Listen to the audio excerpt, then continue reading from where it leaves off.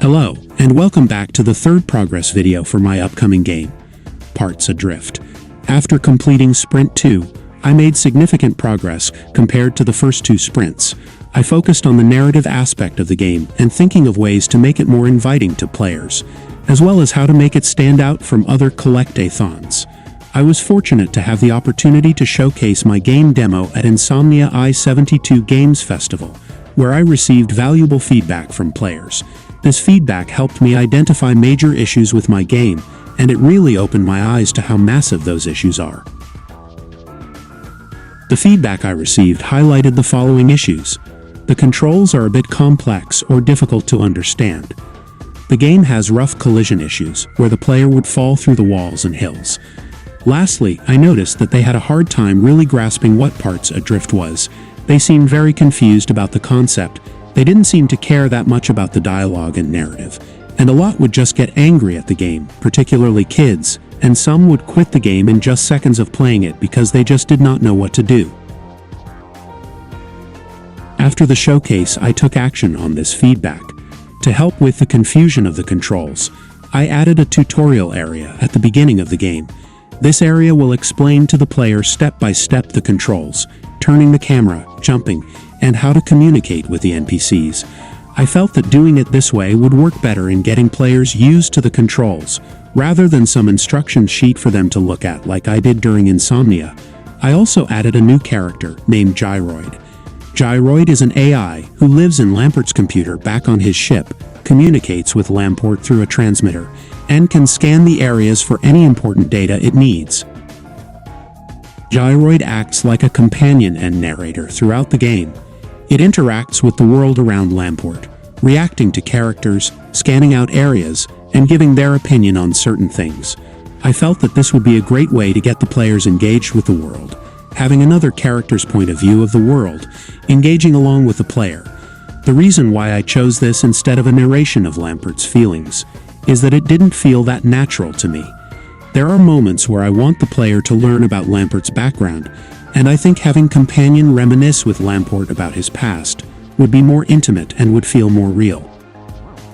When it comes to the technical issues, unfortunately, as I'm not the best in programming and I am developing the game solo, I kind of expected these issues with the collision, but I didn't realize how bad it was. So I attempted minor fixes before Insomnia, like replacing some of the bumpy mountains with basic platforms, flattening and smoothing out hills, and widening narrow pathways.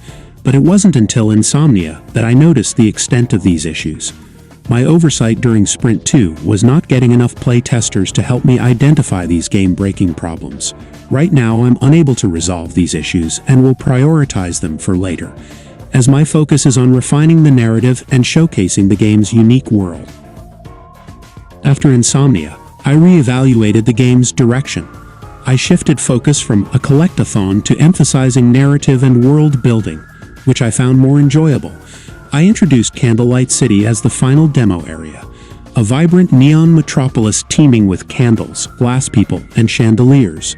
In this city, devoid of collectibles and platforming challenges, the spotlight is on immersion in the world and its characters. The aesthetic of this area is supposed to be a futuristic cyberpunk, similar to Koopa City, Mute City, and Kanai Ward from Rain Code, but that is just an illusion. In reality, the whole city is made up of candles and glass people, with the candles' souls used as the light source running through glass pipes throughout the city and buildings.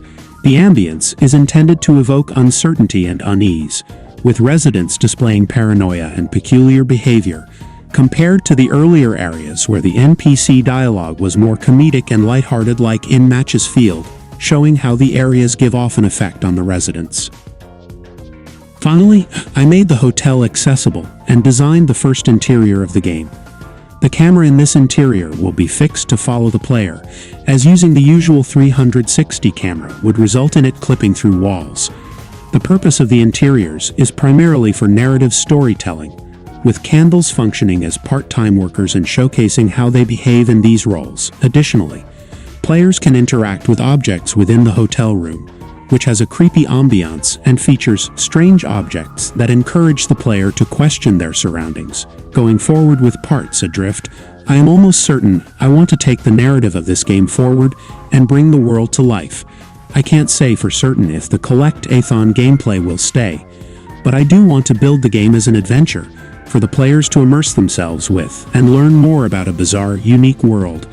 Thank you so much for watching the Sprint 3 progress video for Parts Adrift.